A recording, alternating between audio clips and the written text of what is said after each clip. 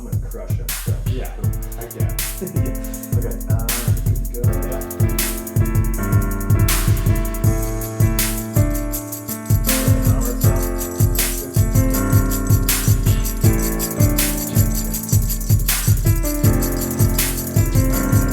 If you like, you hit this stuff, I'll hear it, but I'm not too worried about it.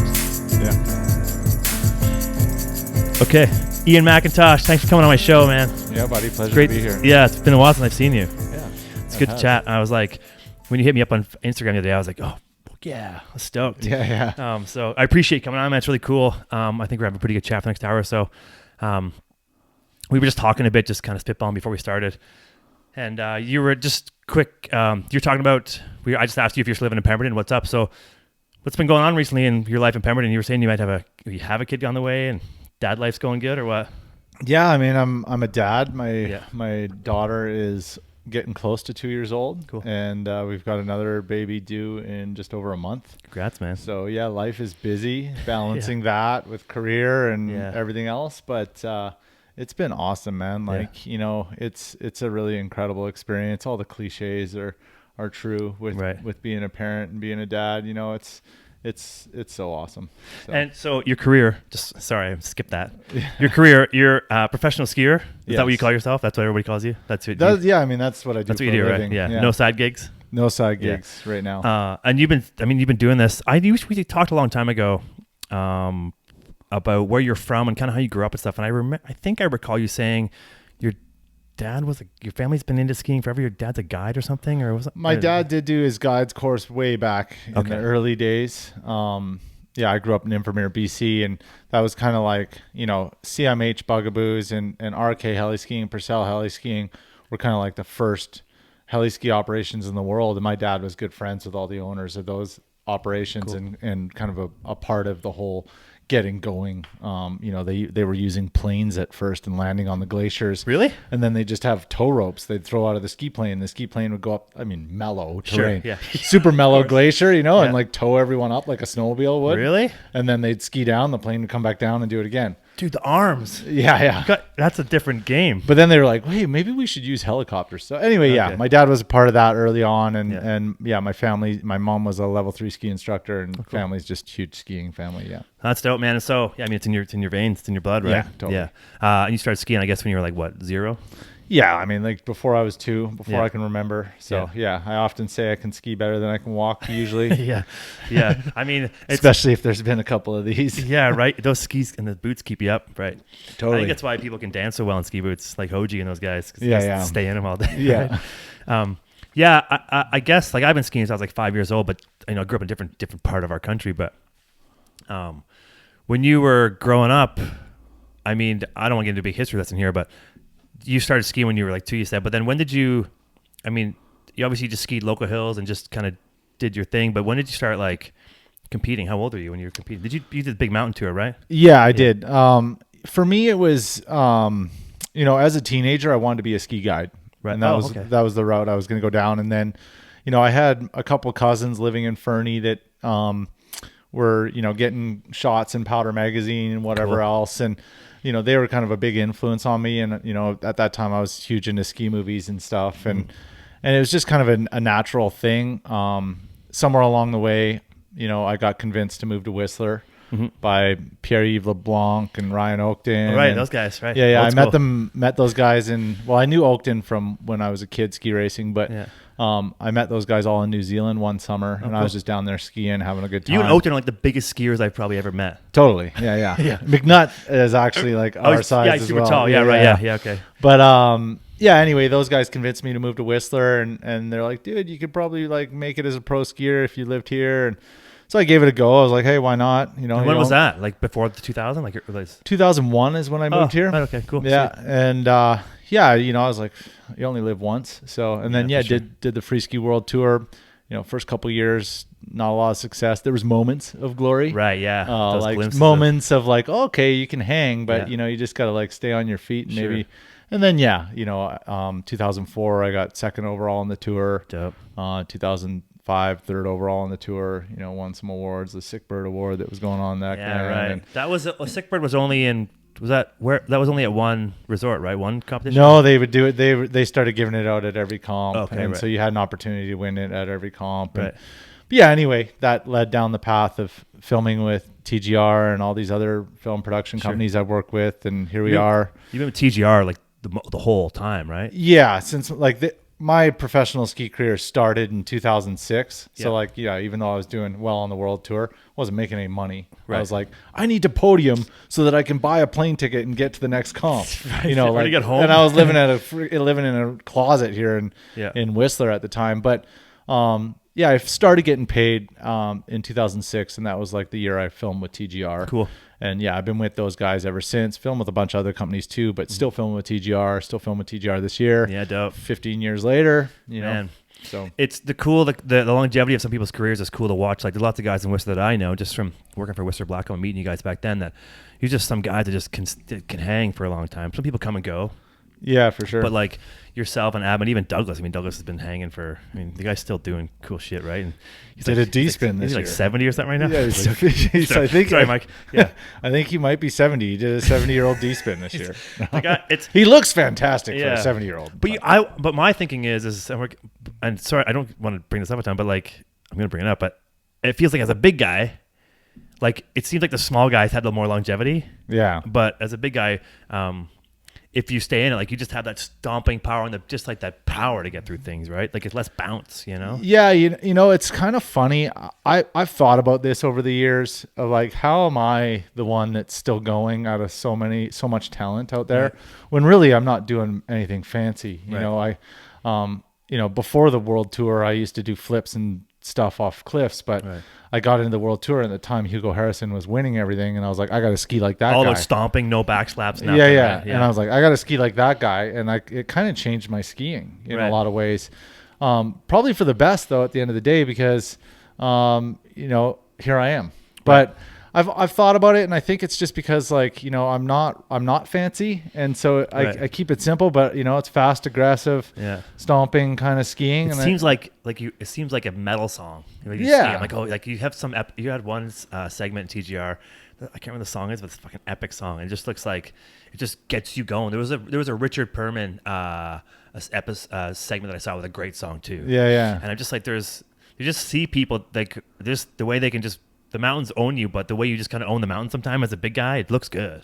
Oh yeah, thanks. I mean, I don't know you know, I think there's a lot of factors. I think in this industry or many industries, there's luck, there's skill, there's timing, there's a lot of things going on, right? Yeah. It's like, you know, I was fortunate to line myself up with some really good sponsors that are keen to stick with me.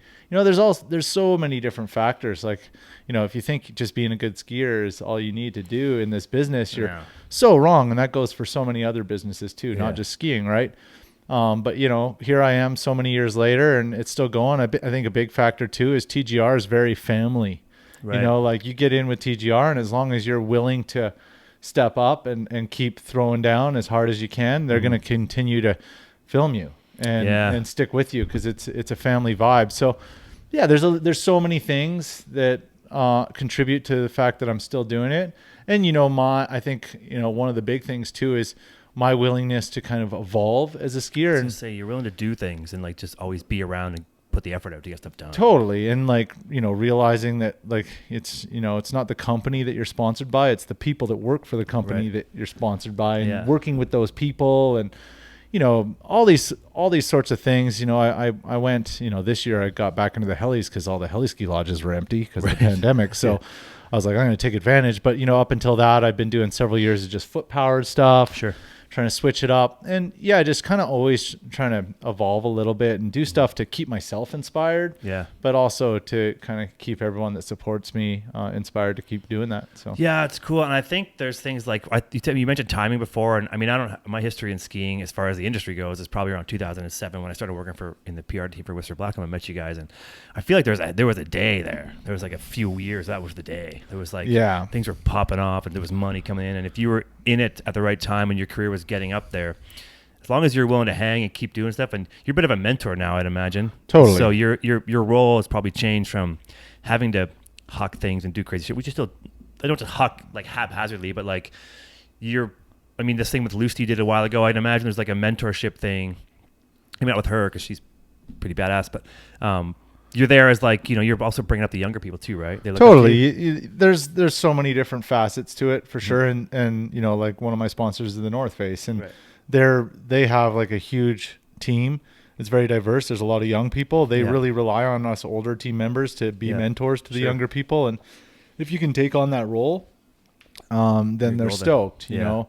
So like I say, there's so many different reasons, and, we could spend the whole hour probably chatting about like, how you stay in a business like this for as long as I have. But really at the end of the day, it just comes down to luck, timing, and the willingness to keep going out there and evolving a little bit and doing new things. And these days, it's like my body isn't in the shape it once was, as far as like you've had it out of shape too, and like broken and stuff a few times. That's what I mean. Like I've got arthritis in my ankle, I've got a metal rod in my femur, like my back is so, doing more ski mountaineering objectives, bigger lines, maybe not hawking as huge a cliffs, but still finding ways to stay relative. And all the while, realizing that, I'm not going to do this forever. So And you were talking about earlier, so we talked about your family stuff. So, I mean, you got a kid now, you have one on the way, and you're still skiing as much as you can. But then there's that balance. You're like, hey, now where do I put my effort? You got to keep, and it's divided obviously now. But dad life, I mean.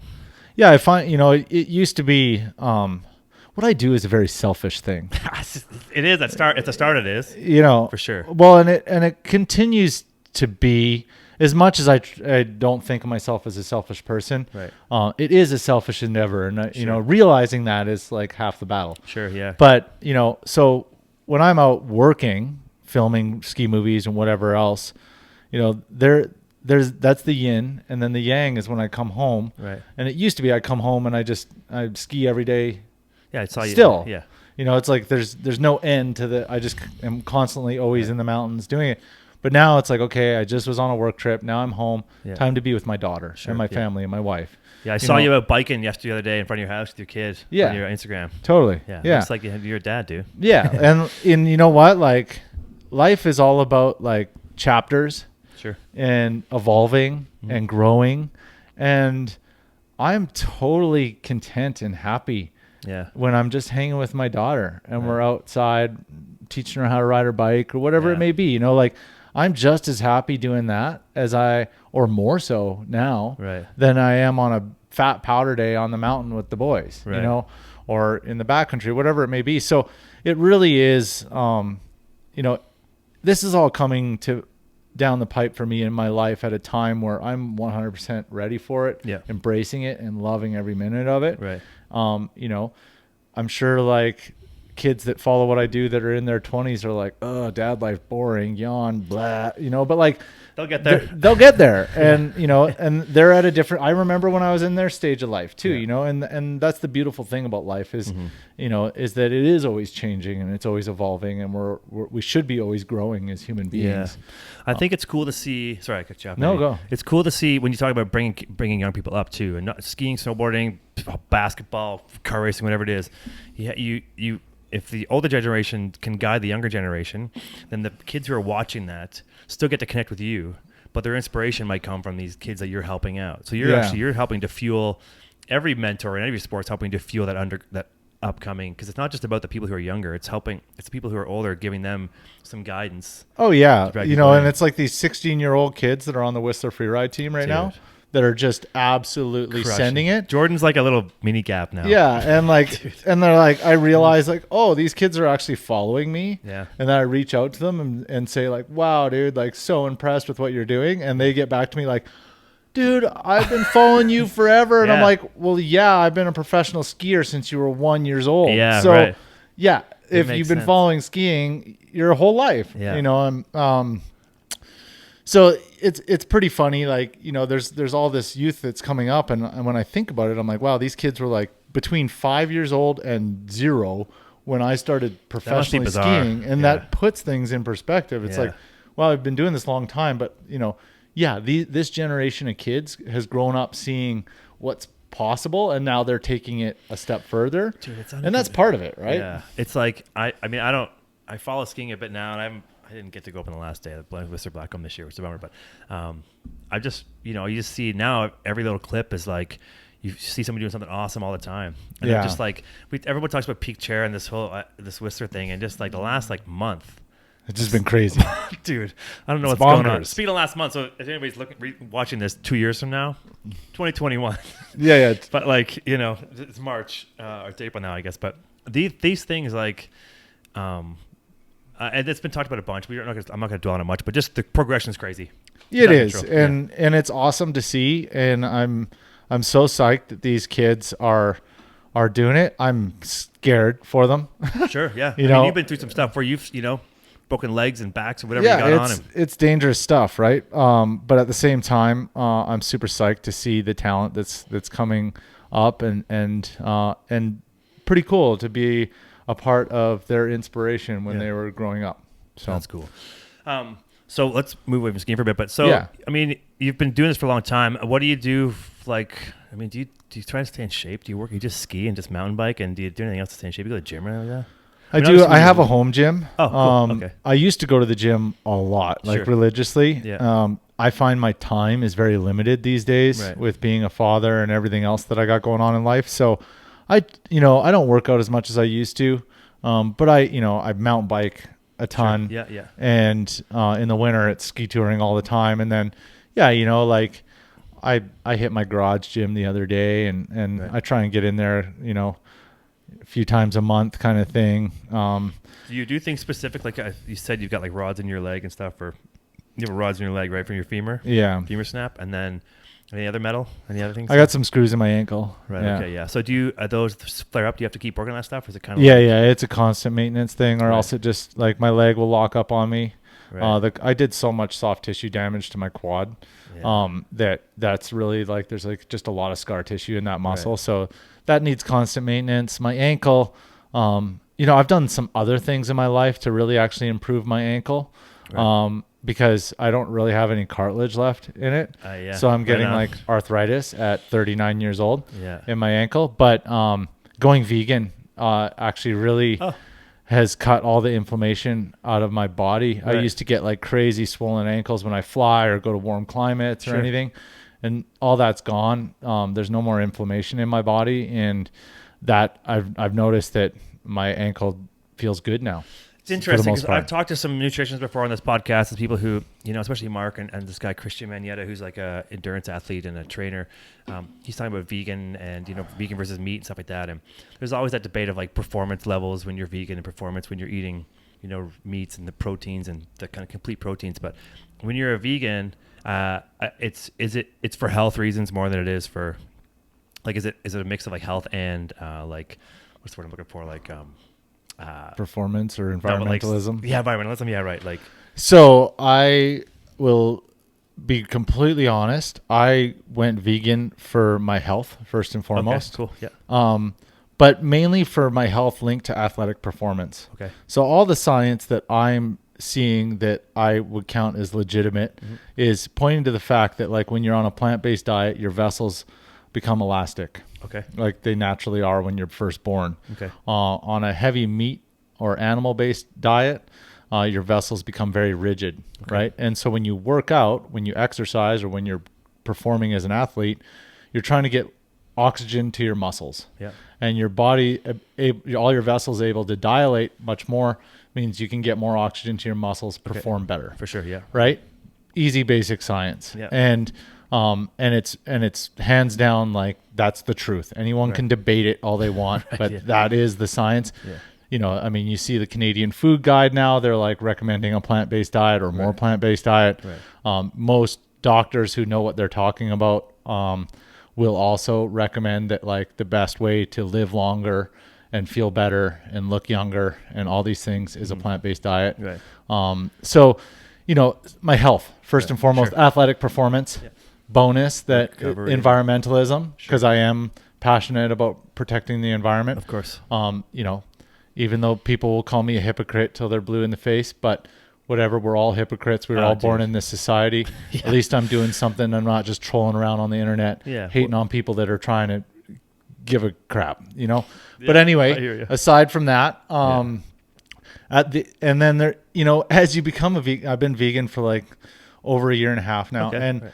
the whole like animal cruelty thing starts coming in. Right. You start to really see how commercial meat is grown and raised. And so I often tell people who want to debate this with me will often say, well, okay, well, I get my meat from, this source and this source. And I'm like, that's great. But like, as a meat eater, are you only eating that, cow that you knew that was raised in Pemberton Sure. and grass fed and had a happy life, or that pig that had a happy life? Or are you also going to Subway or Burger King or, whatever else it may be? I can't answer that question. Like, but it's like, for sure, you're not 100% eating only that happy, good meat. Yeah. It's hard to. I think I have a thing where if you don't call someone on their shit if you don't have your shit tight. So if you're gonna call someone to be a vegan and like you're gonna say to somebody like, if someone's gonna try to call you on it, they've got to have their shit in a row behind them. Yeah. Like I have some buddies that I have one buddy that raises his own pigs. Yeah. Shoots deer, moose, and elk, which, I'm not into that. Like, I think there's so few of those animals left. Like, we should probably just let them be. Mm-hmm. But whatever, at the same time, he's a heavy meat consumer, but all of his meat is like animals himself. Animals that had a happy existence. Yeah. They didn't live in this tortured, hormone ingested, steroid ingested, and antibiotic ingested existence. Mm-hmm. And they probably were 1 second chewing on a blade of grass, and the next second they were dead. So they didn't get trucked to a slaughter yard, smell the death, and pump their body full of fear hormones and anxiety hormones, then go get slaughtered, and then you eat all that fear and anxiety. And it's a real thing, right? Like your commercial meat that ends up in a commercial slaughter yard, these animals know what's happening. Their instincts have to have some kind of understanding of what's going on. We think cows are so stupid, right? They're smart enough to know that they're about to be slaughtered. Right. And that what would that do to us? We'd be full of fear and anxiety and stress. Our meat wouldn't be tender at all. And we wouldn't be tender. And we wouldn't be, and even though you can like make a cow like that taste delicious, and they probably do, at the same time, their meat is full of not only the hormones and the the antibiotics and everything else that we pump them full of when they're alive, and the crappy food that we feed them that's not part of their natural diet, like other animals are not GMO corn that's laced with pesticides or whatever it is. At the end of the day, you're not eating something that is what you think it is. And people will look at like, certain vegan products, and as a vegan, you should very much limit the amount of fake meat you eat. I've heard those Beyond Meat burgers. There's so many oils and fats. They're like, they're horrible for you. It's a specific example, I guess. But I'm not gonna judge either way, because I probably should fix the weight sometimes. But like, I have heard that they're not good for you. No, and they're so like, here's the thing, right? Like, everyone eats fast food once in a while, or most people. It happens.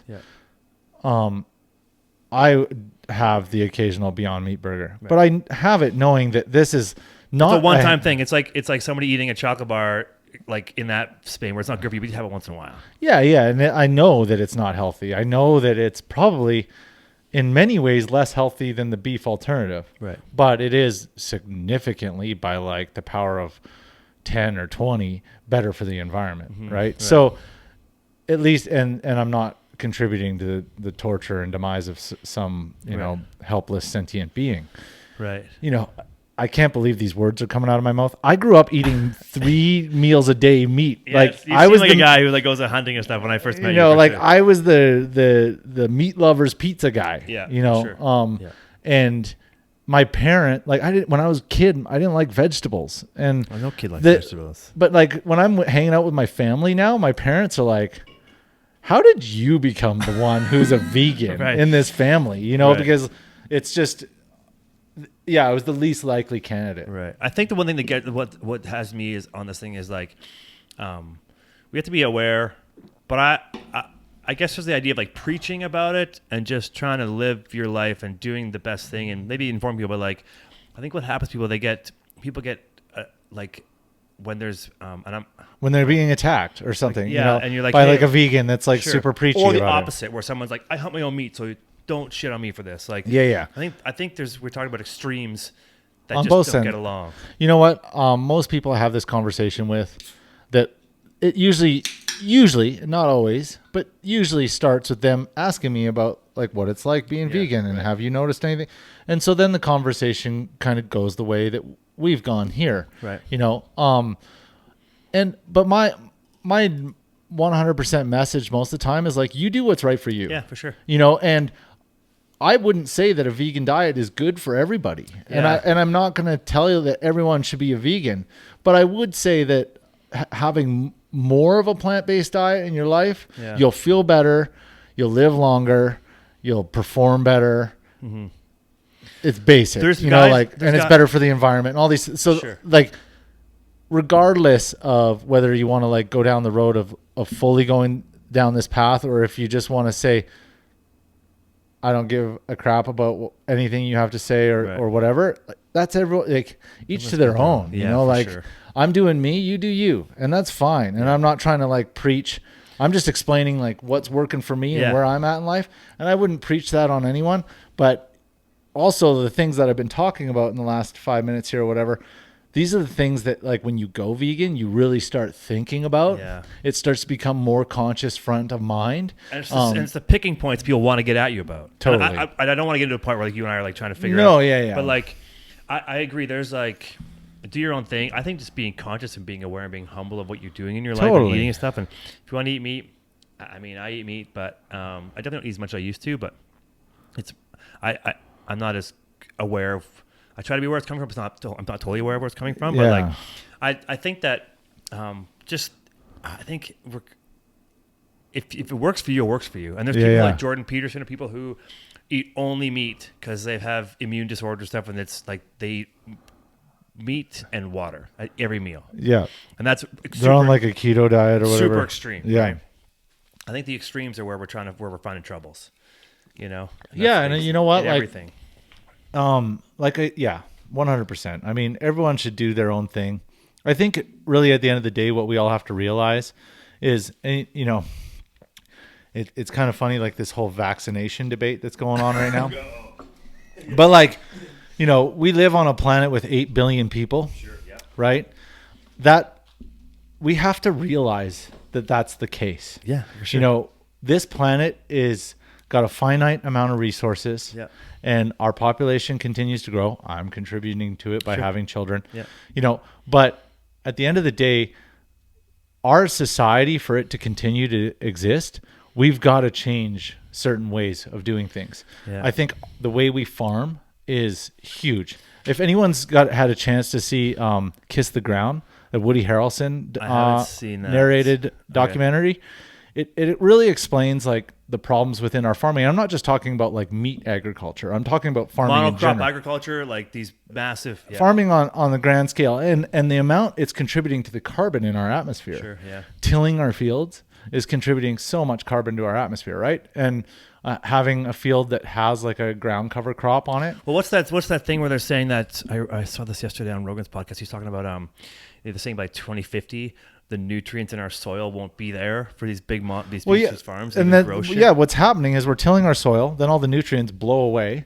Then we plant a crop, there's no nutrients in the soil for the crop, so you have to fertilize the crap out of the soil and then spray the crap out of the crop with pesticides to get rid of all. Whereas if you go of a more biodiverse balance with ground cover, the ground holds moisture because it has like plants on it, it absorbs carbon. You actually, the ground's more alive. There's worms and everything living in there, and they contribute to the richness of the soil. The crops grow better, and farmers that have gone the way of like doing a more biodiverse, balanced farm and having like ground cover crops. So they're planting their crop within like a grass layer that has like, you know, many different species of grass and flowers and so on and so forth. They're planting their corn or whatever you want in that, and they're seeing 10 times the income off of their land than a monoculture, like, you know, typically farmed piece of land is seeing.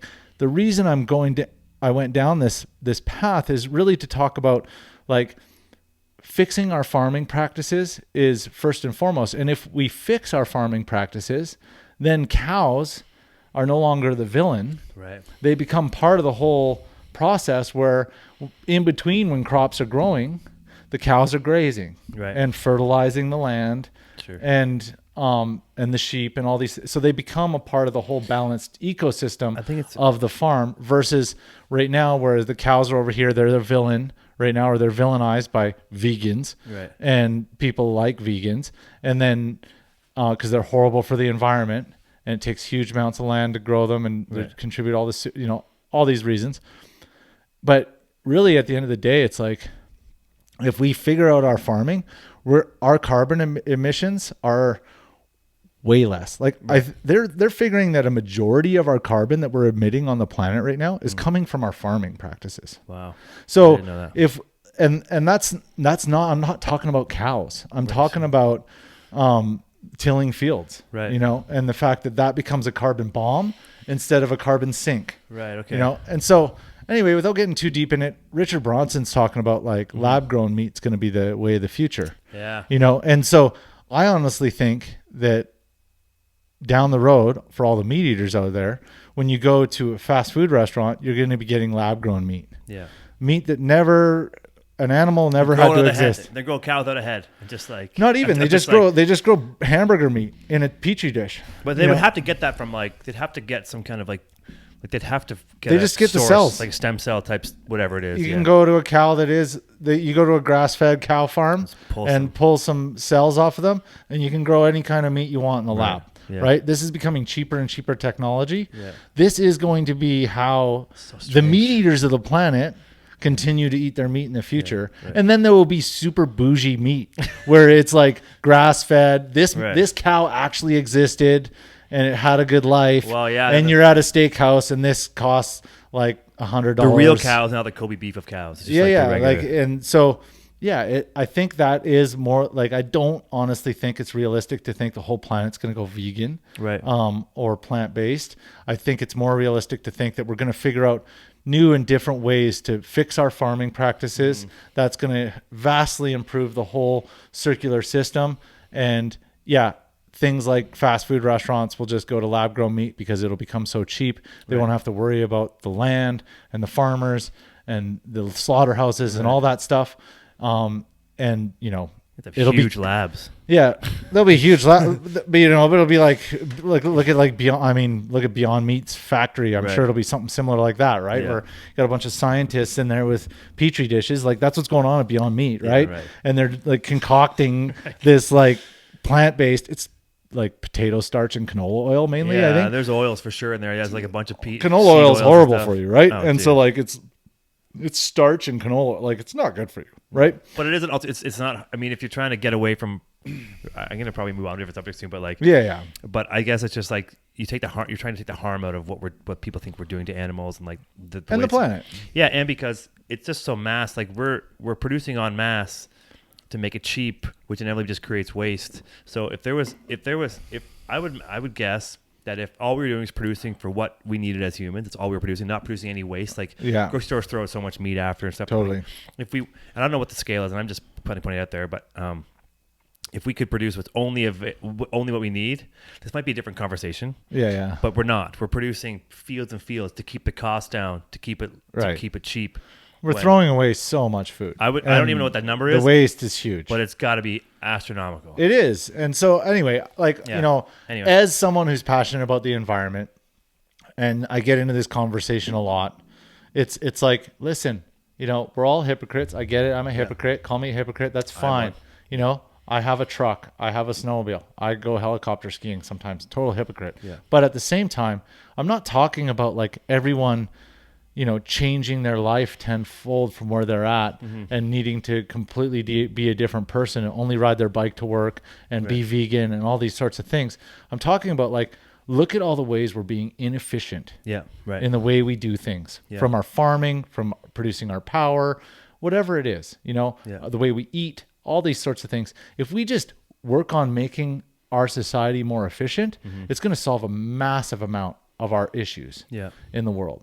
And, and then, I mean, this conversation, again, Yeah. we could go on forever. This isn't very casual, but yeah, it's good. This could I'd take you down the rabbit hole here, but I'm down with yeah, it. Yeah. I mean, fish farms, whatever it is. Oh, so I just watched Seaspiracy? Yeah, gnarly. Dude, I don't even know. I'm not even sure. I just don't by default don't eat a lot of meat. Just I don't know. I'm not trying to be any. I just don't by default eat that much meat. Yeah. But when I watch fishing and I watch talk about the shark fin thing, it's not even really. It's not even actually a problem. It's not even it's a problem. It's not really actually a big contributor to this whole problem with fishing. And it's the big commercial fishing. I'm just man, we're so doing it all wrong. Yeah, and I like I said before, I think the fact that we're taking everything we can and then only eating parts of it and throwing the rest of it out.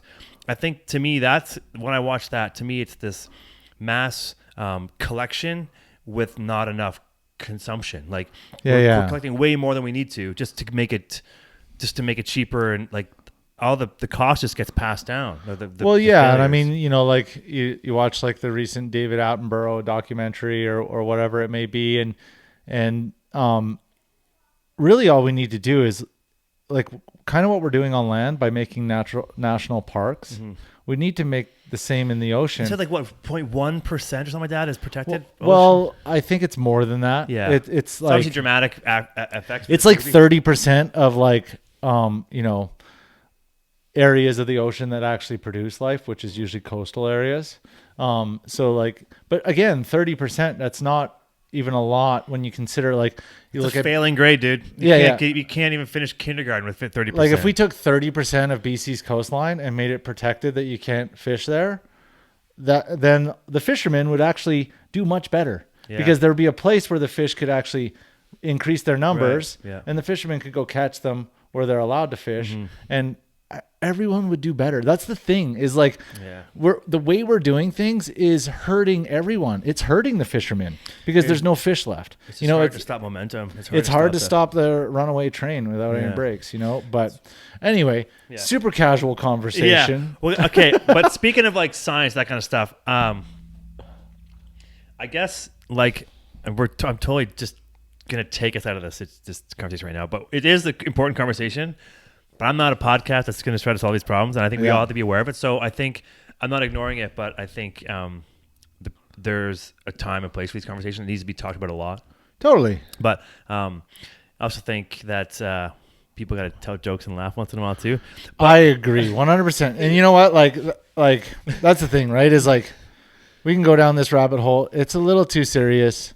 I'm passionate, but it's important. It's not. It's super important. I'm not discounting it for and sure. I'm mega passionate about this stuff, so it's easy for me to talk about because I consume a lot of the science and data that's going on, and I like to inform people from what I've learned. But at the same time, it's we could talk about it all day. And I'm not an expert, so I'm just saying shit I don't even know. So I'm but I guess nutrition comes down to it. So when you were saying you're vegan because of athleticism and just obviously it's moved into a bit of more of being protective of our environment and stuff. Do you do certain things? Do you supplement? Do you do things that help you just perform? Do you have to do are you doing Vega or whatever? Do you do that kind of stuff? No, I mean really it's just about being aware of what you're eating. Right. I think, you can be a vegan and eat horribly. Right. You can eat nothing but Beyond Meat burgers and artificial meats and all this and bread and that's your diet, but if you're actually being aware of hey, I'm getting enough vitamin B, I'm getting enough vitamin D, I'm getting enough calcium, I'm getting enough iron, and what foods do these vitamins exist in? Right. And then yes, I can do a little bit of supplements too. I take a liquid vitamin B12, or a B complex, and I take liquid vitamin D. But where we live, the sun only comes out a few months of the year, so vitamin B is necessary. And actually, because of our depleted soil and everything else that's going on in the world, they're feeding all these commercial animals vitamin B as well and D to make up for it. Right. And so you're either, you can get it through meat because they're supplementing the meat, or if you don't eat meat, you can just take the supplements. Right. So it's just being aware. But do you do things like when you inflammation and stuff? Are you taking like, I'd imagine you're not doing like Advil, that kind of stuff, but like on a regular basis, if you're like, what are you doing to keep like your, like, are you taking like, you don't take like glutamine or like, no, I don't take any of that stuff. Yeah, right. You know, really, I'm just like a really balanced, good diet. Yeah. And I feel great. Right. At the end of the day too, it's like, I don't have any more inflammation. Right. And that's because I got dairy out of my life. And for me, I've heard that a ton. For me, I realized, and the science again is there, Yeah. and you know, here we are still talking about veganism. I got an idea to take some of this. All right, yeah, let's get out of this conversation. But you know, for me, and I'm not saying for everyone else, but for me, I was experiencing a lot of inflammation in my body. I didn't know why. I got rid of dairy. Inflammation's gone. Right. And then so Iceman Hoff. I know you've met him. Yeah. You've done things with him, and North Face has him around, and I've watched what he does. Oh yeah, sure. Do you want? That'll work. Yeah, cool. Coast Mountain, everybody. What's up? Sponsor me. Love Coast Mountain. Yeah, crushing it. I'm not sponsored. I love them. They're so good for the community. I wish they would. The way they, I've known Angie for a long time, and Kevin for a bit. Oh, nice. I didn't shake it. Oh yeah. Well, it's good. I'll mop it up. I just mopped, dude. I just sanitized the whole house. Yeah, dude. Yeah, it smells like bleach in here. But so the Iceman stuff. So what I was gonna get at, and I took us right back into the food thing, is these things that I see. Like, you know, I tried the Iceman Hoff. I take cold showers once in a while, just like, you know, test myself. And I'm not into it, but I've seen him do his breath work and these kind of things. And I know that the North Face had like a Athlete Summit. Yeah, with him. Yeah, and that guy's like blown up, right? It's huge. Totally. He takes people on these crazy runs. But and do you practice these things with him, like, or not with him, but did you take those things you learned from him? And yeah, I mean, you know what? I wouldn't say I'm like a all the time sure Hoffer. Yeah, is that what it is? I don't know. Okay, that's what I'm coining. That sounds good to me. Yeah. But if I'm like about to embark on a big mission, sure, then I will spend the night before I go to sleep, you know, doing some breath work and some meditation and stretching and all this sort of thing. For me, Hoff is amazing. He has proven his theory. It's crazy. But everyone, when they think of Iceman Hoff, they think of the cold. Yeah. And that his breath work is insane. Everyone focuses on the cold. Yeah. The cold is the proof of the breath work working. Okay. You know, so it's all about the breath work. Right. You know, really, if you focus on the breath work, that is where the magic is found. Yeah. And then all the stuff he's able to do in the cold, raising his core temperature after being in an 80-minute ice bath, you know, oxygenating his bloodstream to 110%. So they had to rewrite what oxygenated blood is. You know, these sorts of things are the proof that the breath work is magic. Right. Yeah. And he's tapped into an ancient primal thing that we had inside of us before we lived in these constantly heated environments with these awesome clothes and down jackets that are so amazing. No pressure on our system. No, like, there's no, like, we don't have to deal with cold anymore. Right. Or if we do, it's very rare. And so we've become soft and we've lost contact with our internal oven, as Hoff would say. And really, it's about waking up your mitochondria within your cells and turning on that internal oven and being able to like tap into this ancient thing that we have within us to be able to, like, I'm cold, I'm going to heat myself up. Right. And then all the other power that is within that breath work, like, you know, when I did a session with him, we did 20 minutes of breathing and then we did 50 push-ups holding our breath. 50 push-ups for me 50 is like chaos. Is like at the limit. Dude, that's military. That's like military, like baseline. Yeah. You know, I'm not like a Johnny Collinson, you know, like guy's crushing it. He's crushing it. Yeah. I love Johnny. Don't get me wrong, but I'm not like ripped like him, you know, so 50 push-ups for me is like, that's big. But after 20 minutes of breathing, I could do 50 push-ups, no problem, holding my breath. Wow. You know, I mean, these are the examples of like what you're able to tap into in your own body that Hoff is proving exists. Does he talk about heat shock and heat therapy too? Heat shock proteins, that kind of thing. Like I know, like someone like Laird Hamilton would go into like a sauna like 220 with oven mitts on because everything he's on is he's on a salt bike. Yeah. And then he does these pool works and stuff. There's also, it seems like there's like this Hoff.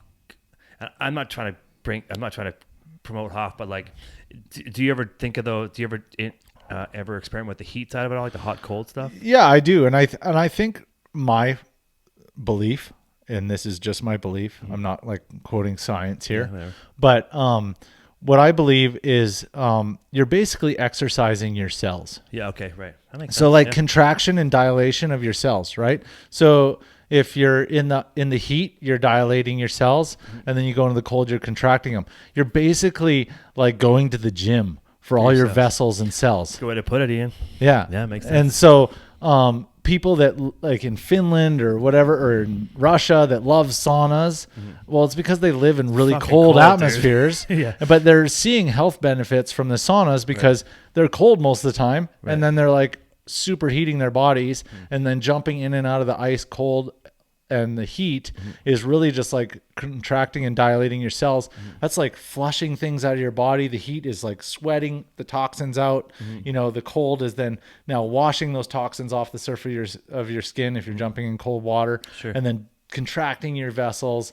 And I think that's like, I mean, that's what your body needs. Your body needs like dilation and contraction of cells. It needs stressors to make you stronger. Totally. Sure, and then that opens everything up. And so even as like, which is basically, like being like what we were talking about, being vegan, it's like the ability for your body cells to dilate and for your vessels to dilate so that you can get more oxygen to your muscles. Well, I think like heat cold therapy does a very similar thing. Yeah. And so if you combine the two, then maybe you're tapping into something super crazy. I don't know. It seems like it's an old school thing, like hot, cold, jump in sauna, jump in the snow. Like it seems like it's not like new. No, I think ancient people knew a lot more about like Western medicine's great for nuts and bolts. Like, oh, your femur's broken. We'll slam a rod in there, a couple screws. It's like construction work. They're really good at like the heart because the heart's like a pump. They can fix the heart, but they're not really good at preventative medicine, right. And they don't really talk about it. My brother-in-law had open heart surgery, and when he's at the hospital recovering from open heart surgery, they bring him bacon. Like there's a real disconnect in Western medicine from like preventative health measures and like just fixing the nuts and bolts of what's wrong with you. Yeah, I mean, I've been there too. Like when I crashed and I broke my neck, I was in a neck brace for 6 months, and I would go to Vancouver. This is a bit different, but kind of same lines. Yeah, I go to Vancouver. It's more like mindset, I guess. I go to Vancouver, and they were like, they rebuilt my face and everything else. But you look great. Yeah, thanks, buddy. Yeah, for sure. Thanks, buddy. Cheers. But I remember like the doctor was like, hey, keep your neck brace on for 4 months. It'll heal itself. Don't be too stressed, right? And I'm like, I don't know. Like, yeah, I mean, I'm fucked. So I'm like, sure. But then I came up here and I went to the physio. She's like, you should have had this neck brace off. Like, considering your injury, you should have had it off at a certain time to do physio. And like, now my neck's like a little bit kinked. Yeah. But it's just because she's like, you were in a neck brace like this for so long. First of all, it wasn't set right. Yeah. She's like, so now everything's shrunk back here for 4 months, and now doing this. She's like, I want you to walk like this all day. I'm like, well, I can't because it hurts. She's like, you shouldn't have been in this thing for so long. You should have had, you shouldn't have been traditional medicine, whatever this. It's just, I think there's experiences that change your perspective, right? So maybe this doctor that was in Vancouver for me, if he was like an athlete doctor, maybe he might know you got to massage it a bit, right? Yeah.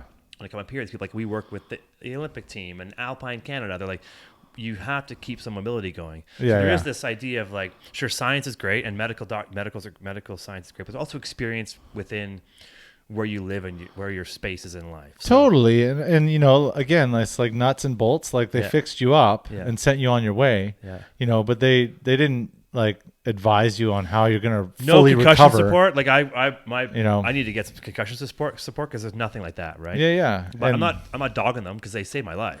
No, this is the thing. Like, when you go to school in medicine and like obviously, we're in a pandemic. Big thanks out to like all the healthcare workers out there. Yep. Like the hospitals we have in Canada are amazing. Mm-hmm. I feel so fortunate to be able to like break my femur and I go in and they fix me up. Dude. There's so many amazing things about Western medicine, but there is a disconnect with preventative medicine. Even just health, And health, and it's like, how do we prevent ourselves from getting cancer? How do we prevent ourselves from getting heart disease? And and these sorts of things need to be at the forefront. And then also, like, how do you recover fully from an injury? And is it just like chill and your bones will heal? Or is it, if you want your bones to heal faster and better, I recommend you eat these foods or take a calcium supplement or whatever it may be to like really help and then also see that physiotherapist that's going to advise you on how to get your range of motion back and all these sorts of things. And every doctor's different and they all are on a different level of the spectrum.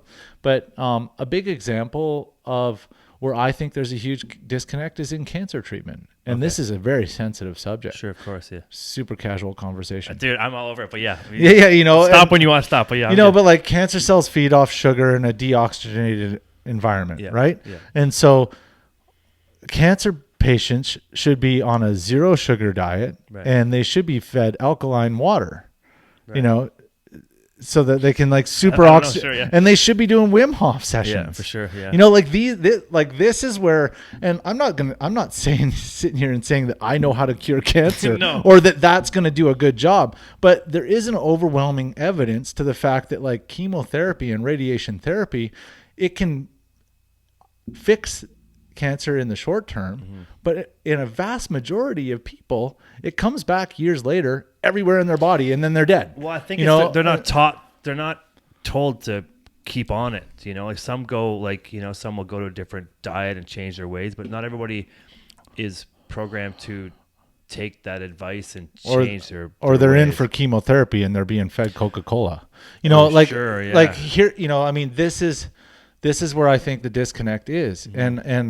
And I think we need to, like, medical science needs to take what Wim Hof is doing and really try and figure out what is he doing and how could that benefit some of our patients, and what is going on with diet and how could that benefit some of our patients, and what is in our food and how is that, like, why in society are we living in this modern society with our great healthcare and 1 in 2 Canadians will get cancer in their life? Yeah, I think I'm not saying cancer's new. No. I think there's something where there is a lot of collaboration, but not between different ideologies of science. Like medical. Natural health versus Western medicine. If you want to become a brain doctor, you got to focus on that for so long to become an expert in that. Totally. But it doesn't, and right or wrong, probably right that you become an expert there. But there are other things that be involved in that. It's hard to become an expert and absorb all of it. But maybe we need to have like a doctor of Chinese medicine talk to a guy who's a brain doctor, like this is my point. Like, how do we get like all these different facets of health? Yeah. And remove egos, remove all these things that we're talking about. Remove all the egos and everything else, and get everyone to start communicating with each other to actually like figure out what is the best thing for each individual person's health. I'm sure that is happening in places, but it doesn't seem like it's on a grand scale. Yeah, I'm not saying that like chemotherapy's it does help people. It does help people, and I'm also not here stating that I know everything. Yeah, for sure. But at the same time, I do think that there's something wrong in our society. Yeah. When I watch friends of mine like Chili Tom, like pass away at 40 years old from cancer, or Lara Cooney, or all these other people that I've known in my life, like cheers to those guys. Cheers, like, buddy. Yeah. There's something wrong. I think is that.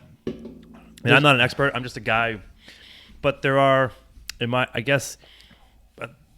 there's a lot of ego and a lot of corruption going on, and people keep their money in their pockets, and sometimes, especially in medical, especially we see with these vaccine things and stuff, and there's also always somebody trying to poke a hole in something. Yeah.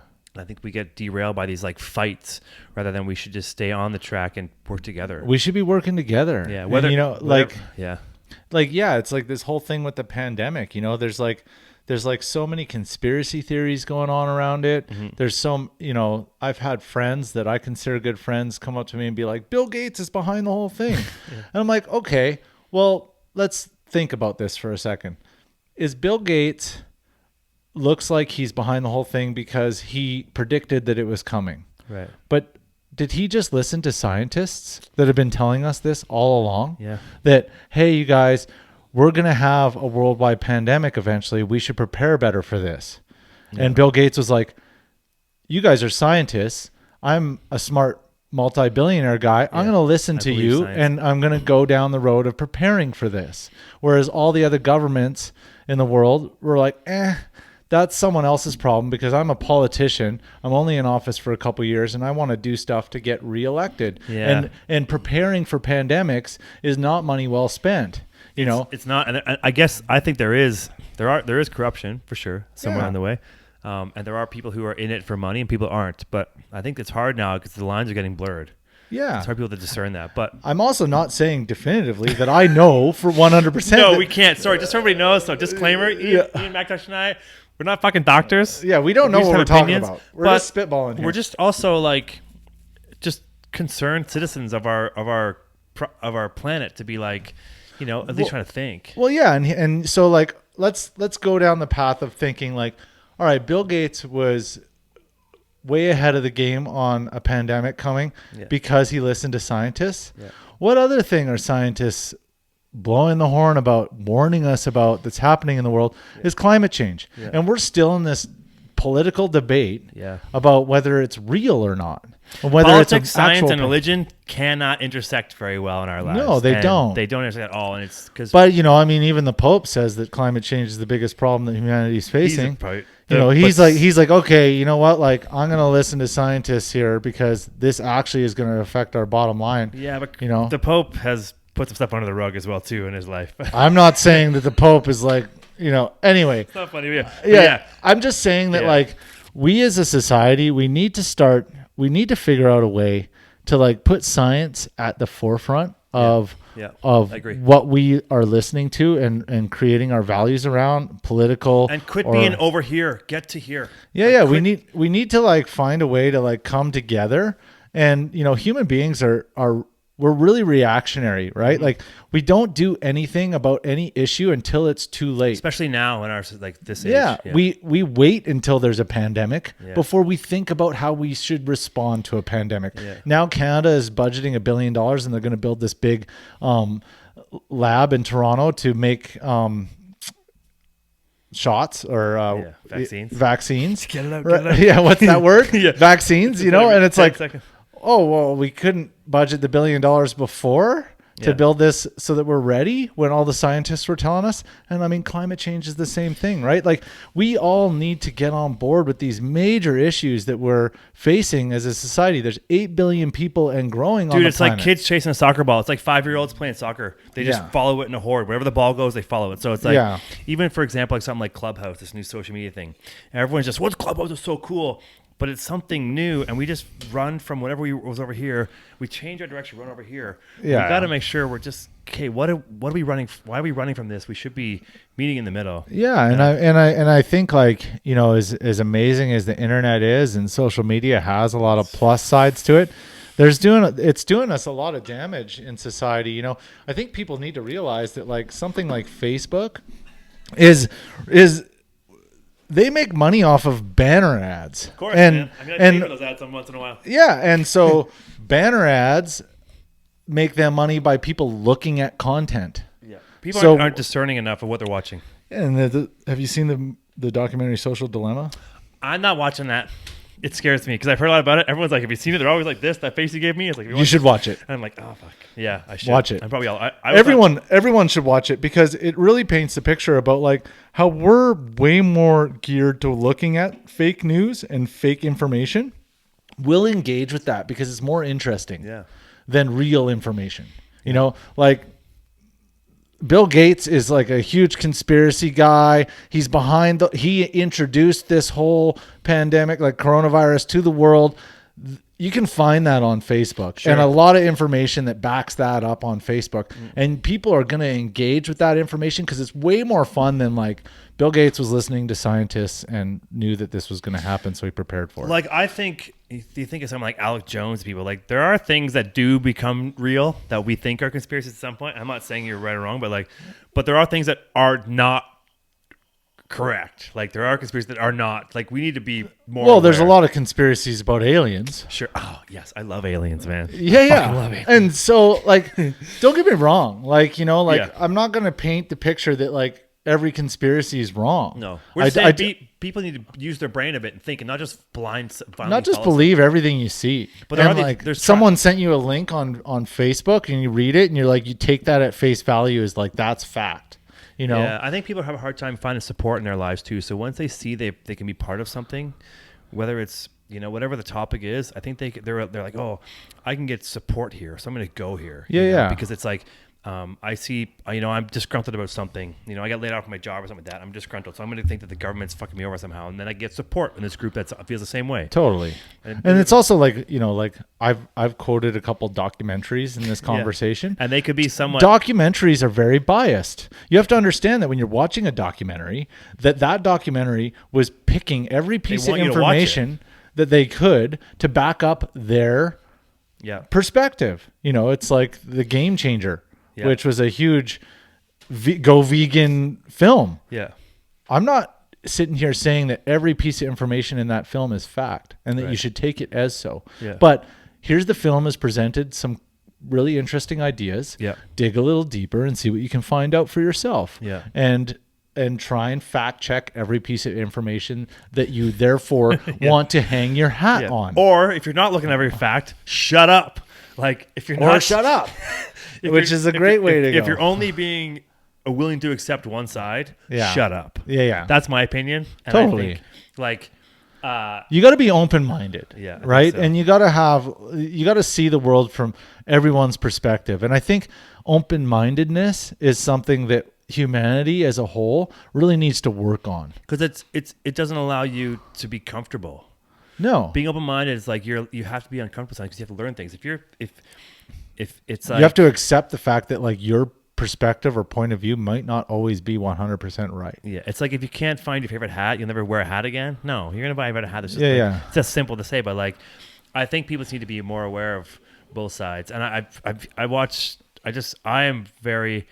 a middle of the road guy. I try to like being on the fence is dangerous because you can fall either side, but I feel like I just think there's too many extremes, politically, science, whatever you want to call it. There's a lot of extremes out there, and I think it's you've got to be open-minded enough to like really realize that like there might be bits of information from every side that are actually the fact, and that the real truth lies somewhere in the middle where we should all end up. Remember when skiing and snowboarding were not friends?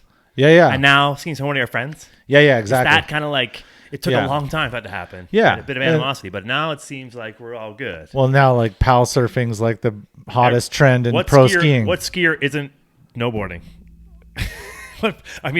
Sage Catabriga Alosa because he thinks it's too trendy. That guy's legit for sure, man. He thinks it's too trendy, and I Sage is a close friend. I back his. Yeah, I get it. Like it is trendy, but for a reason. It's fun as shit. Yeah, and it's super epic. But yeah, like skiing and snowboarding used to be enemies, and now we're close friends because we've realized that, hey, you know what? At the end of the day, we're all sliding down slopes. It's all goofy. We're all wearing big pants at one point. Now we're wearing tight pants. We're all like we're all doing the same thing on different pieces of equipment, and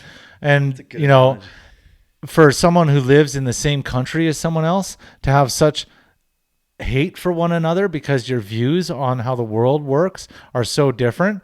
Find like within these extreme viewpoints this common ground and come together on that, and don't focus so much on like these really polarizing viewpoints that each side might have.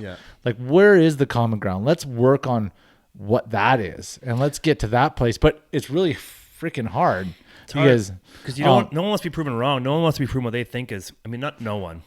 Speaking in generalities here, but in general, I think people don't want to be proven like what they thought was not right.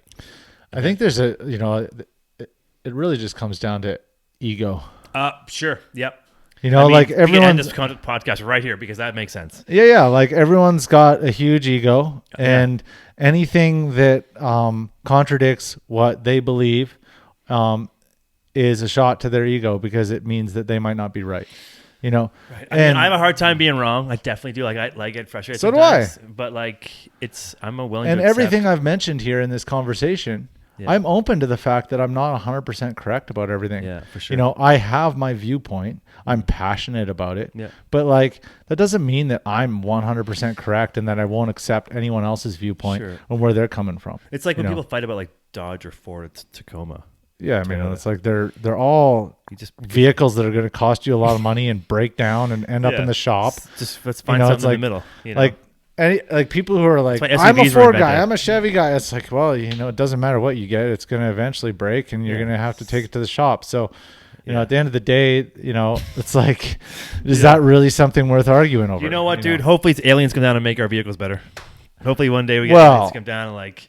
I mean, you know, I think the technology's there. It's for whatever reason, the powers that may be don't want us to really have it yet. That is weird, eh? Like the things about who killed the electric car and like, you know, hempy and, you know, Henry Ford there's a video of Henry Ford smacking a hammer off like a hemp made fender, which is bouncing off it like it's indestructible almost. Yeah. And that's obviously that back in the day, what's that guy's name who shut down, the hemp was really popular. So somehow he shut it down. He's like, nope, it was the demise of it. But like Reagan or someone was like, no, it's way earlier. Yeah, I can't remember the guy's name. But yeah, I mean, it's like associated with pot, right? Yeah. So like this super useful plant that we could be making so much in our society and would have a much less impact on the climate and ecosystems.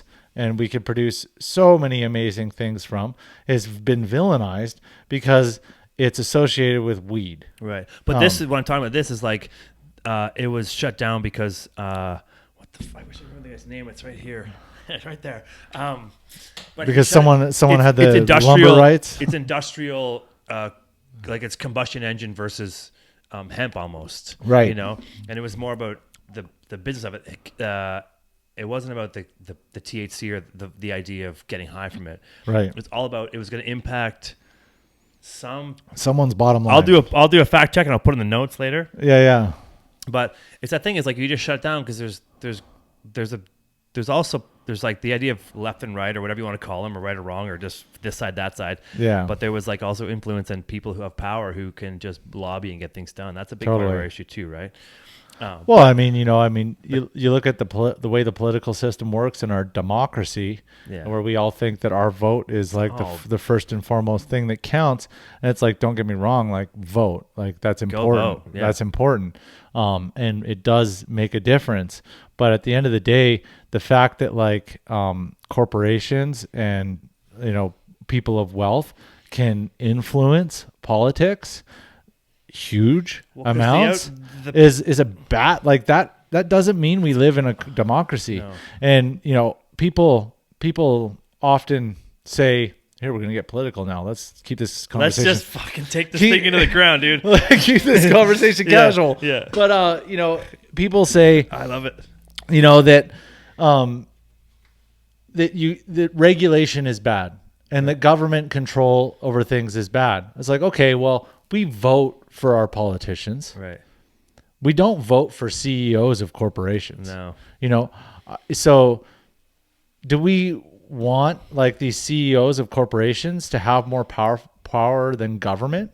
And then I mean, they how do we, in some respects. I know. And so like, how do we regulate Bezos from like taking over the world? And I'm not saying it's like Ayn Rand shit where it's like this guy's been able to, he's made his money, he's done these moves, he's been allowed to, whatever the ins and outs and the shady businesses.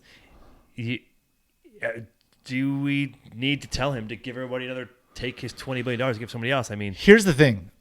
I think capitalism is great. Yeah. I'm a capitalist. I live in a capitalist society. Yeah.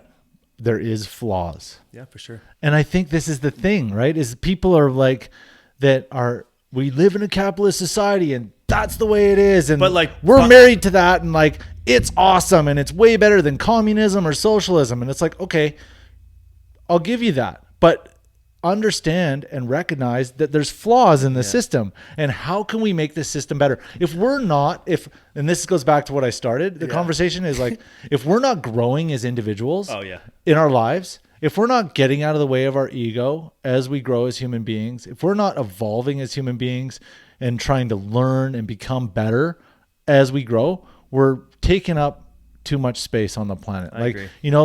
If you're not working to be a better human each and every day of your life, what the heck are you doing here? And then it goes through the same for our society, our political society. Like, if we're not aiming to make capitalism as it's currently and democracy as we currently have it better, then what the heck are we doing? Yeah, I mean, this whole like defund the police thing, like, so socialism comes to me as like fire department socialism, like we support them, like, totally. They come to us. Police are. There are things that, like, even just road work is socialism. Like, we pay Sweden is socialist. I've been there. I hang out with a lot of Swedish people. Oh, yeah. It's not so bad. Right. But the way you read socialism isn't really how Sweden operates. And no one wants to read the real thing. They're operating like a different, their own version of socialism, and that's why it's so successful. Yeah. Like, they're not operating like the textbook definition or the dictionary definition of socialism. That's not how their country operates.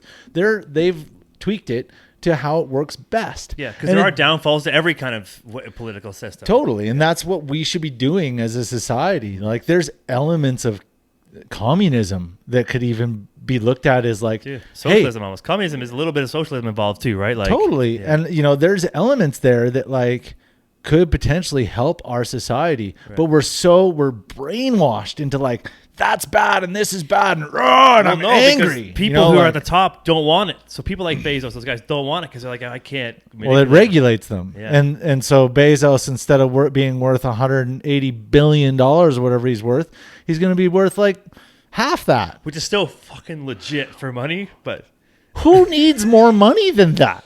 Like, I don't know if it's so much like. Do you really care about like? It really, I think at that point, it's about ego. Yeah. It's like, I want to be the richest person in the world. And it's like, okay, well, Elon Musk just became richer than you through doing things that I would consider.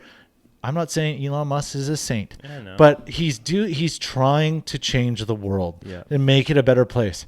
Bezos is putting tiny things in big boxes with a ton of foam and employing nobody. A friend of mine bought a sticker from China on Amazon. He sent it here because his address doesn't work because he got a new address in Pemberton. It's a sticker that came in a fucking box. Yeah. And the shipping was free because he's got Amazon Prime. Yeah. The sticker was $10 for the sticker. Shipping's free from China. It came and there was like whatever the address was. I'm like, how did that? Like, it was literally a shoebox with a sticker like this big for the back of his boat, and I'm like, this is a problem, right? So immediately, I'm like, this is a problem. So, I mean, this is where regulation would be a good thing. Like, hey, Bezos, guess what? Like, put in a fucking envelope. Make your billions of dollars, but like, there's going to be some regulation coming here, and we're going to actually monitor how your business operates so that you're being more efficient, you're being better for the environment. You're not just putting out these ads saying that you're making your delivery trucks electric and that's going to somehow save the world. It's not. So like, let's do some real accountability. And hey, you know what? Also, you're going to get your ass taxed because the little guy is actually being taxed. You and me are being taxed more than him. Yeah. And I mean, I know we're in Canada and he's in America, but like it's relative. Mm-hmm. And if you think about that, how stupid is our society that a guy like that is getting taxed? He's in a smaller tax bracket than you and I, or he's at least got so many people and lawyers and everyone working for him to find the loopholes. Yeah, loopholes are huge. So that he can avoid paying tax. And don't get me wrong. What I don't get is like, I'm all for loopholes. Like I get my accountant to like do everything she can. Yeah, within legal. Like legal. But it's legal. Yeah. But I mean, when you're that wealthy, like, is it like for sure they're finding loopholes that aren't necessarily legal, but they're also not being taxed enough. It's like, all right, you know what? You're worth $180 billion. We actually need help pulling our society out of this pandemic. Yeah. Sorry, bud, but you're going to get taxed. What I don't get is this, and I'm going to ask you about aliens in a second here, but yeah, I don't understand how I can buy a sticker for $7 and it comes in a box too big for itself on a truck from China. It's how they're not making money off it. So it comes in a box. And well, they're just such a huge. They're probably not making money off they're of not. that. They can't be. It's impossible. But it doesn't matter because your Prime membership, You're gonna buy something and else. your all the other things, and you know that like Amazon during this pandemic, all the airlines have been selling their planes to Amazon. To ship stuff. So Amazon is now going to become a FedEx and a UPS because they're tired of paying FedEx and UPS and these other entities to ship their products. Okay, so Amazon will now become, in the future, their own shipping company. Without anybody's help. You know, and in some ways that's great, but in other ways it's like, all right, we're going to continue to get stickers in giant boxes full of plastic. Dude, there was fucking bubble wrap. I'm not even joking. Like bubble wrap to keep a sticker from falling apart that you can't recycle. Off. You know, like, I mean, this is a serious issue, and I mean, we're living in this society that during the pandemic is like where everyone's shopping from home, and that's going to continue post-pandemic. You know, like shopping from home has become more and more common. It's going to sad because like we need people that have. We need storefronts. I agree, and all those things are important, but like. Really, the damage to the environment from shopping from home has got to be something that's considered and regulated. Think about, like, they talk about packaging. Even just you go to the grocery store and buy something. If you walk in the grocery store and you buy a bag of apples, let's say it's in a bag, but then you order, you don't want to leave your house because you're scared or whatever. And I'm on the fence of how scary things are out there right now. But like, you don't want to leave your house, so you order these things and you get a box. You get 10 boxes a day, 2 boxes a day, whatever it is, right? Yeah. People get their groceries delivered, and sure, that's one thing, but it's not sustainable. Or these companies that make your prepackaged meals. Dude. Like I'm not going to mention the names of these companies. No, don't. But like, you know, these companies that like, all right, hey, it's so easy. You live a busy life. We'll just make your meal for you and prepackage it. And it's like, all right, you're getting like a little package of like craisins for your salad that comes in plastic, and it all comes in a box that's like a cooler. Yeah. I mean, the amount of waste we're talking about. What's worse is the gas we use to drive to the grocery store to buy it ourselves, or the fucking gas they use to delivered here in a box. Well, and I mean, you know, at the end of the day, it's like these are the things that in our free democratic capitalist society, which is great. Yeah, everyone deserves to be able to make money. Yeah. But like, let's figure out a way to like regulate a little bit of what's going on, or else it's just a runaway train that we can never control. Yeah. And companies and corporations will always be more powerful than governments. They'll manipulate elections. They'll manipulate politicians, and our illusion of voting for the right person is only as good as the corporations that are funding that person. Yeah. So, these are super casual conversation pieces but you know, I mean, I just think one of those things is like people have problems in front of their face. Like for me, like, you know, I get laid off in May. I need to find a job and figure something out, right? Yeah. That problem to me is more important to right now in my life than it is like what I have to deal with on the outside, because like I need to survive and that's so. And people have it way worse off. Like people so. I think a hard thing we have to deal with too is that people don't have the time or the energy to think what's going on out there, because what in front of them is a mortgage payment that's not getting paid. Yeah. Or like the food bills. They're just trying to survive. And so you can't, the momentum is going to almost stay there because they have to, they're just going to, I need to get the cheapest thing I can get, whether that's fast food, whether that's whatever. I think the cheapest thing I can get, because right now I need it to be that way. And if it wasn't for the cheap thing, I wouldn't be able to even, you know, have a house or whatever. Yeah. Right? Yeah. And this is why, like, as someone who's passionate about the environment, I say, like, we can do everything in our own personal lives, like reuse your Ziploc bags and recycle and drive less and carpool and all these, eat less meat, whatever it is, all these things that are great for the environment. But at the end of the day, it is only going to make so much of a difference. What really needs to happen is change from the top down. Yeah, sure, yeah. You know, and this is where these people that are struggling to just get by still don't have to really think about anything else other than getting by or their day to day. Whereas the change is there's a happening. monster in the closet coming after everybody, and it's and I mean, like, you know. Anyway, like, I know a lot of people are suffering right now. There's a lot of people without work. And those are real issues to them way above and beyond Yeah. like the environment or what Jeff Bezos is doing Sure. or whatever, you know, like Yeah. they're just trying to get by. But like, let's create a society where just getting by is easier. Right. And all that other stuff that we're talking about is being taken care of because we have But people who give a shit and are not trying we to have politicians that we've elected that have the legitimately, ability yeah. that have the ability to regulate Yeah. what's going on at least a little bit. Yeah. You know, and I'm not saying that like we should hand over all the power to the government, like, you know, and We and shouldn't, then but we should. There needs to be like, they are the people we vote for. yeah. You know, and so So we're supposed to be the watchdog, but we're not allowed to even be that because it's got lobbyists and a big business behind it that doesn't allow us to even actually make an impact. yeah. Unless, I mean, say voter turnout was 100%. Yeah. How much is that going to change? I'm not asking you to tell me this answer, but like, how much is that going to change the outcome? Well, I think really at the end of the day, you know, you can look at the percentages of how people win elections. Yeah.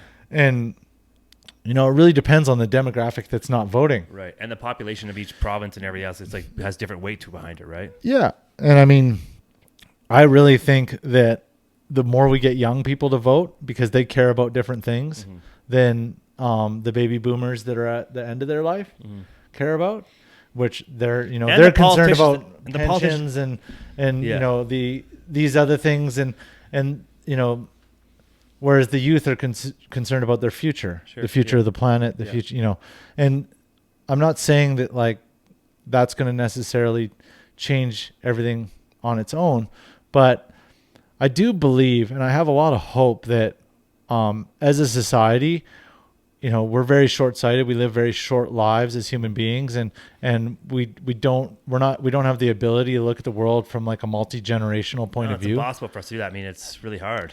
You know, but if we do look at it from a multi-generational point of view, and we as human beings, our generation is raising the next generation, like we care, but Yeah. then they care that much more. Yeah. And then eventually it'll just become the norm. And, you know, I have really good friends that work in the oil industry.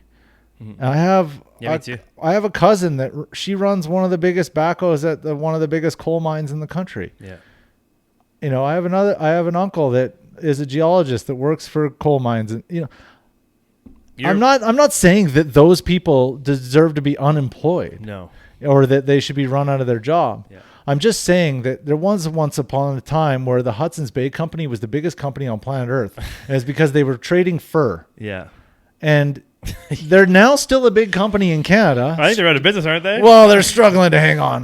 They might be out of business. Fur's bad news now. But, you know, all I'm saying is that society changes and in industry changes. And just because fossil fuels are big economic drivers right now doesn't mean that they're going to be in the future. And if we as human beings are as intelligent as we think we are, then we should actually be thinking about like, well, what's next? And having a little bit of so if you do work in the oil industry, great, make money for your family, but maybe raise your kid to realize like, hey, this isn't the job that you should have growing up because it's a dying industry. Yeah. Right. You know, go into something else. Yeah. Right. Like, what is the future going to look like? Well, the future You know, could be that we have people come from outer space and tell us what's up. well, And they already have. It's just I don't understand. Like, what I want to say is before I'm gonna say this. I'm not gonna let you respond. Okay. Is that I think conservative and liberal in Canada, I guess, if you are, I don't see a lot of really wealthy liberals. Right. I feel like there's this time where money gets to a point where the conservative helps you, the conservative mindset that helps you with your money. Right. So if you're escalating through this chain of, you know, wealth or whatever it is, I think it's when you're roast me, I don't give a shit. Like, well, I think when you have less economical stature in our society, you're more liberal. And you're more like against what conservatives are doing and what's happening with the money and stuff. But when you have money, you're investing in oil and these things, like you're more okay with it because it's more about business than it is about like what we're trying to do as a society, like make things better, and environmentally speaking, you're probably more. Yeah, and I mean, typically conservatives tax less to the rich. Sure, yeah, and right. you know, they help with those sorts of things.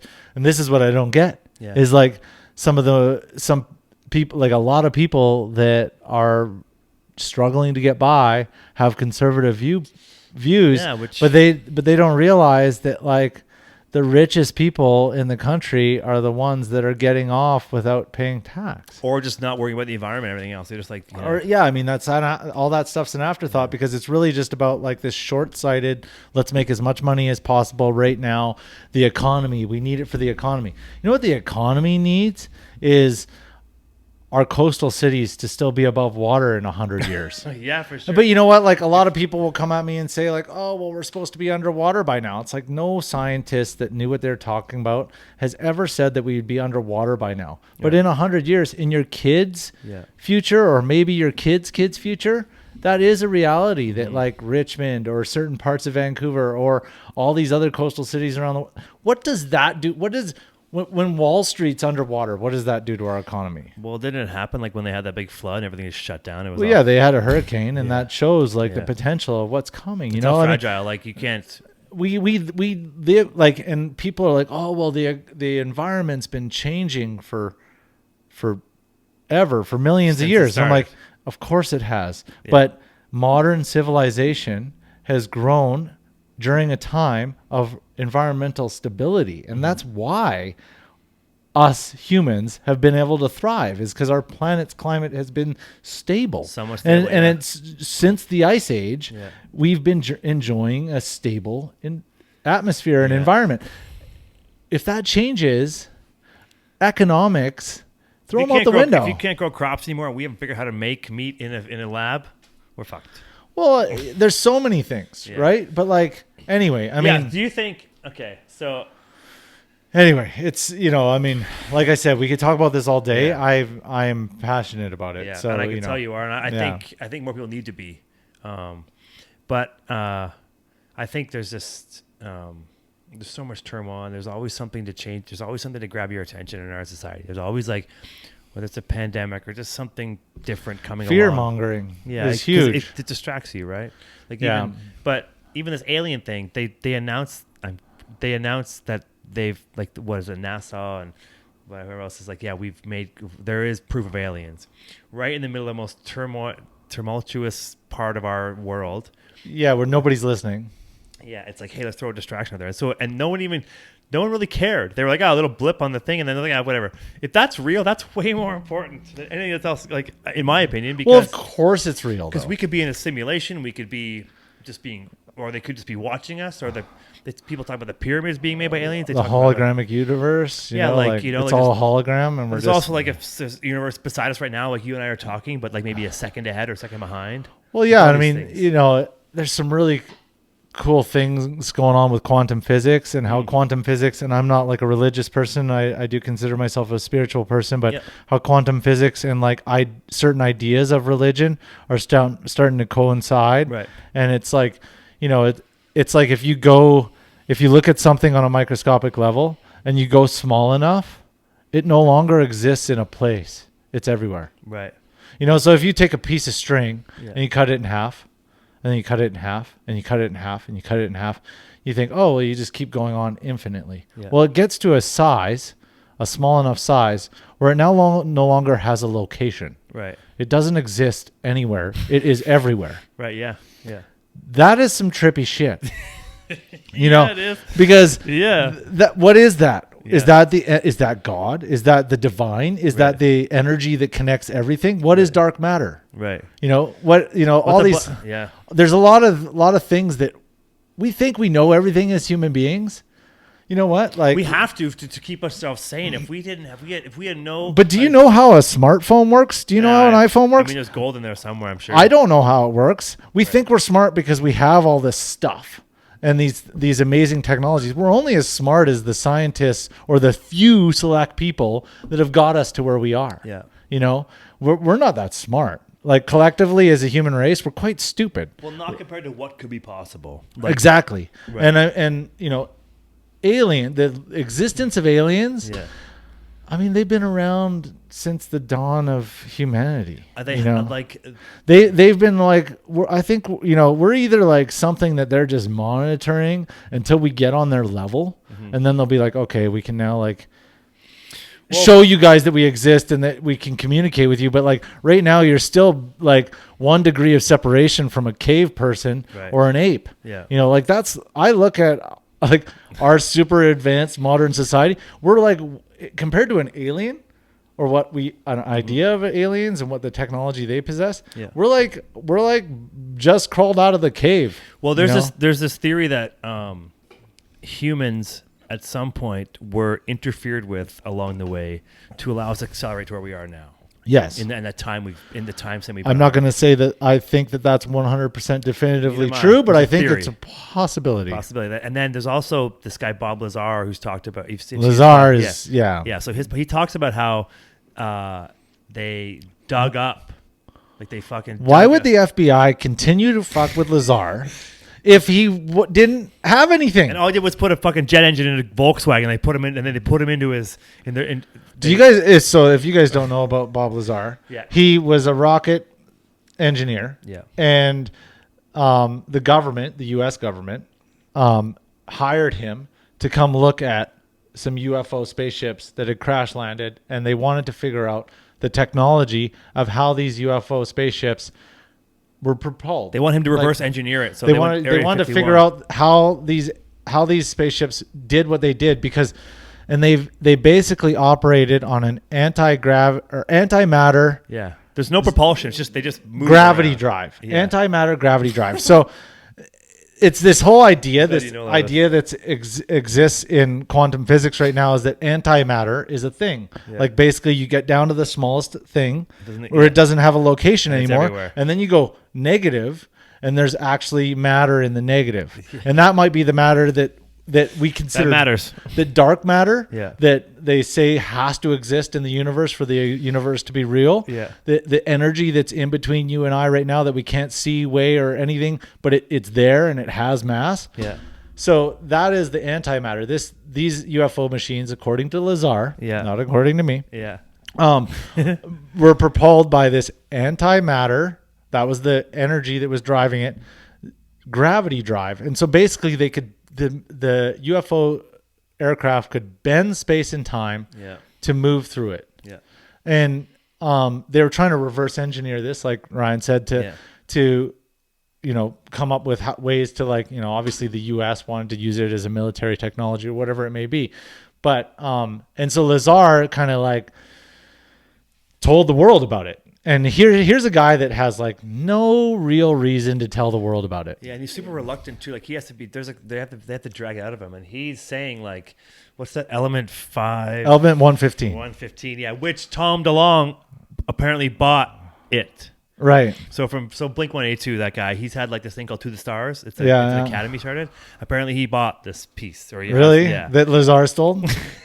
So again, so there's like this other part, the antimatter gravity drive system works off of this element 115, which doesn't exist on our periodic table, but it's a synthetic element that has been developed by these alien creatures. Yeah. And Lazar stole a little bit of it. Yeah. And that's why the FBI raids his house like every 6 months. They tapped his wife. He found out his wife was cheating on him because they tapped his wife's wire. And they were like, hey, we got to tell you something here. Not only are we tapping your wife, we discovered there's some issues with your wife. Yeah. And so Lazar now lives in this existence where the FBI raids him every few months. Mm-hmm. Everyone thinks he's a kook and that he's a liar and all this. And he's just sitting there going, I just wanted to tell the world because I thought the world should know that this was going on. Yeah. I didn't benefit from it in any way, shape, or form, but he did steal some of the Element 115. Yeah, and he, I guess, sold it to the Blink 182 guy. I don't know that the train of paperwork there. Right. Okay. But he talks about how there was like they were doing an archaeological dig somewhere, and they dug up one of these spaceships. That was like. It's been buried for as long as these civilizations are uncovering, like Mayans, whatever it is, right? Yeah. So then the idea is like, well, how long has it been there for, and how long has this technology been around, which makes it even beyond what we thought being futuristic technology. It's almost like historical technology that's been here. But then they're like, they've been hiding it. Some of the things that we do in our society now has benefited from the discovery of these ancient ships and stuff. Do you know who Eric von Däniken is? No. So he's a Swiss dude Yeah. that grew up quite religious, Okay. but then realized that all religious texts, if you just take out the word angel and God and replace those words with extraterrestrial, Yeah. that it all makes sense. All these stories make sense. So yeah, we're deep.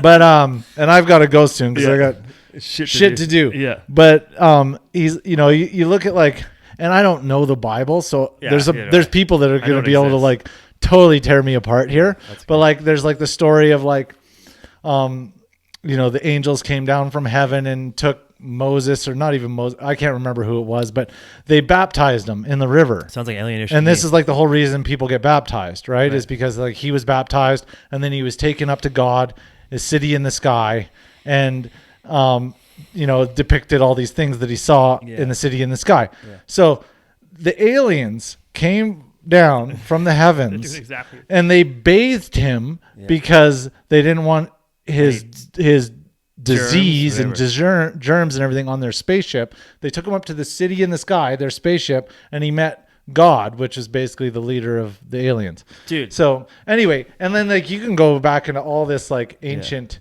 ruins, like the ones in Bolivia and Peru, where it's just impossible. There's no technology that exists today to build what they built. 80 to 100 ton blocks fit together with laser precision, cut by something that we don't know, moved in a way that modern technology still can't move. Like it is, in my mind, impossible that aliens didn't have some sort of influence over ancient human and aren't still around in some shape or form. There is a theory that pyramids and stuff like that if you look at erosion theory and the way they've eroded over time, the Sphinx. Yeah, it's way older than if you look at the way it's eroded.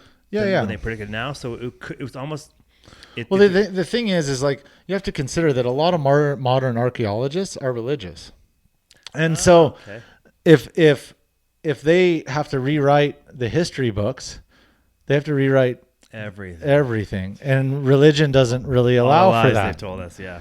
So the Sphinx is at least 11,000 years old minimum, and they say it's 3,500 years old. Yeah, the face on the Sphinx is from the not the emperor, what's the Egyptian pharaoh, pharaoh at the time. Yeah.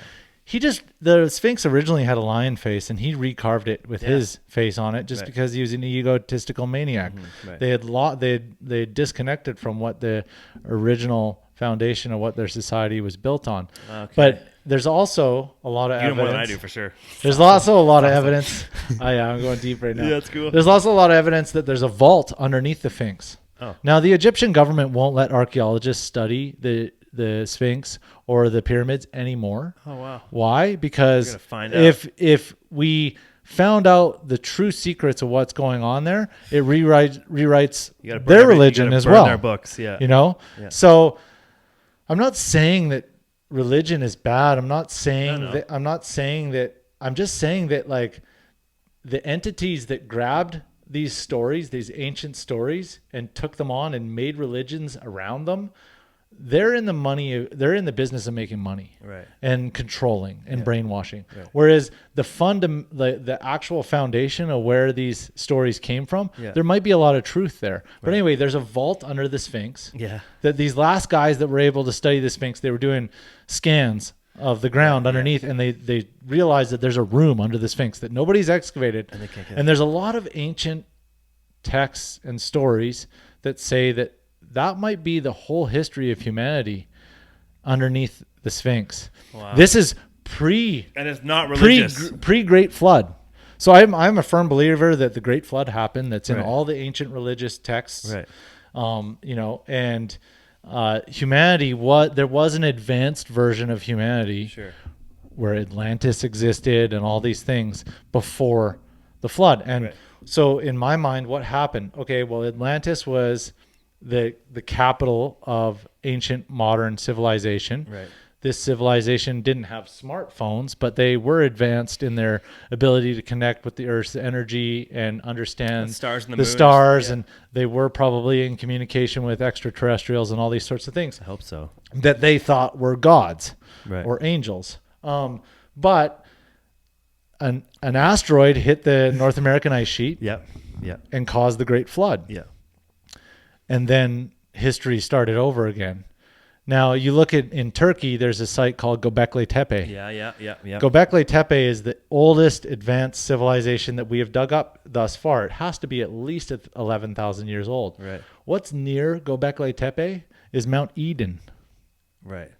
So is the Garden of Eden Mount Eden? Oh, right. Was that where humanity found solace after the Great Flood? Right. And then restarted humanity? They built Göbekli Tepe. Damn, dude. And then they left Göbekli Tepe Yeah. to go back to the pyramids once the floodwaters subsided. Right. And they buried Göbekli Tepe on purpose. You know, there's some really, these are things that modern archaeologists aren't actually talking about because it doesn't make sense to their current narrative of what our human history is. Right. They've glossed over and they're like, now we can't. If we go back, it's gonna blow us all apart. We can't. Yeah. Right. And we'd have to rewrite all these religious texts, and you know, it would. It's ego.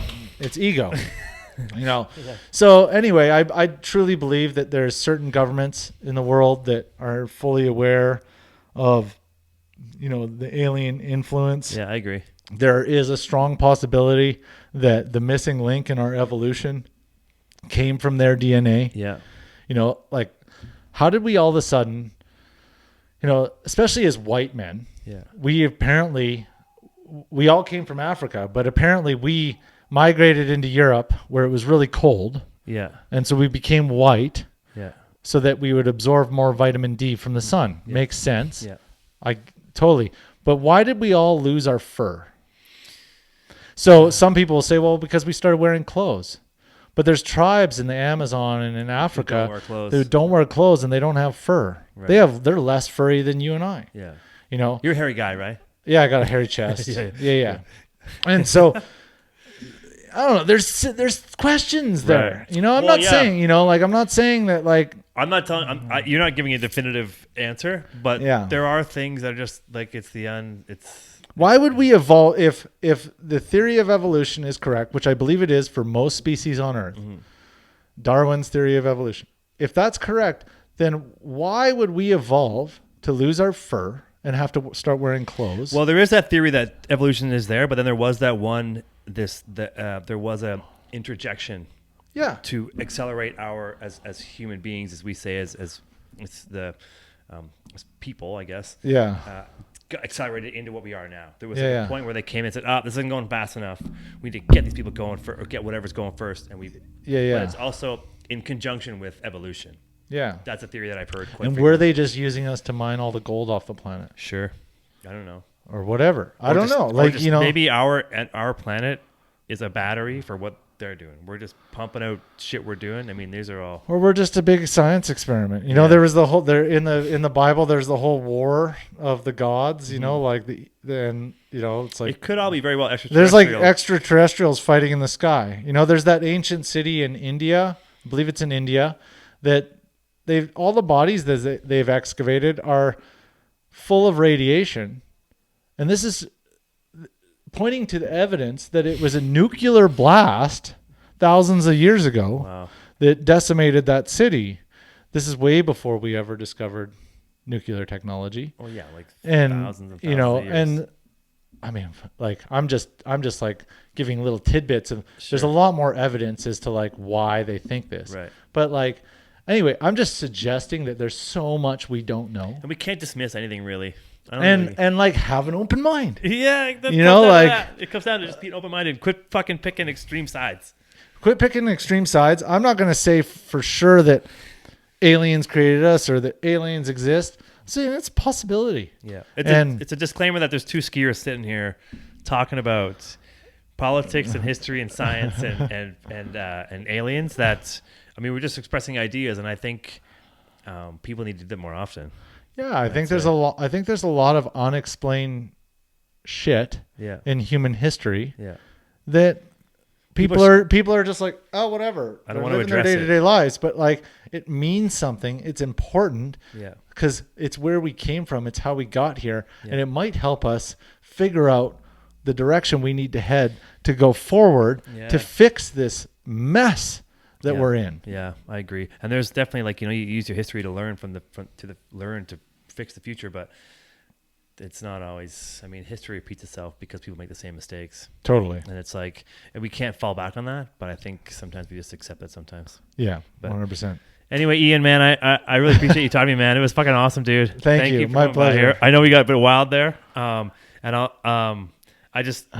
it was just a fucking awesome conversation. So Thank you. yeah, it was good. So this is Ian McIntosh, guy's a legend, and you can find him on social media, Ian Mac, or what's your Instagram? Instagram's just Ian McIntosh. Ian McIntosh is McIntosh. Yeah. So Macintosh like the Apple, not the computer. Okay, right, nice. Yeah. And you can find him online. You can see him skiing wherever. You can find him at TGR Films. Check out TGR stuff, whatever I do. You can find me on YouTube, Spotify, wherever else, my iTunes. If you want to subscribe, whatever you want to do, you don't have to. If you made it this far, fuck yeah, thank you. If you haven't, well then, fuck you. Well, you actually missed like the best part of the conversation at the end. Yeah. So, but yeah, man, I appreciate it, and we'll do this again for sure because that was super rad. So Thanks, when you get time again, all the best. Whatever you're doing next, I hope you do really well in your guide testing there. thanks. Yeah. And all the best with being a dad. I'm sure you're a great dad. Thank you, dude. So- and next conversation. Let's get weirder. I'm down, dude. I'll do Let's some more research. let's start the next conversation where we finish this one for off. sure. I'll watch this podcast and I'll be like, hey, and we'll chat. Well, yeah, we can leave out all the environmental vegan shit. Sure, yeah, for sure. And just go straight to the real fun stuff, I'm which into is it. where we just were leaving off. I'm into it. So, And if you get a chance, go skiing, go outside, enjoy your time, and live in the moment. Yeah. I think in society we're just always looking for what's next. We're always like, can't wait for our lunch break or get off work or the weekend or whatever, but find a way each and every day to live your life in the moment, whether it's just going out for a walk with your dog or your kid or whatever it may be, and forget about all the BS of our society because there's a lot to think about. Yeah, take some time to calm down, be more casual, as I say. Yeah, Right, man. like as uncasual as this conversation was, Dude, let's it's one of the Let's best. just like get tranquilo and try and just block out all the BS because there's a lot floating around the world. Yeah, man. Well, thanks, buddy. Appreciate it. Thank you. Talk soon. All right, see ya. Peace.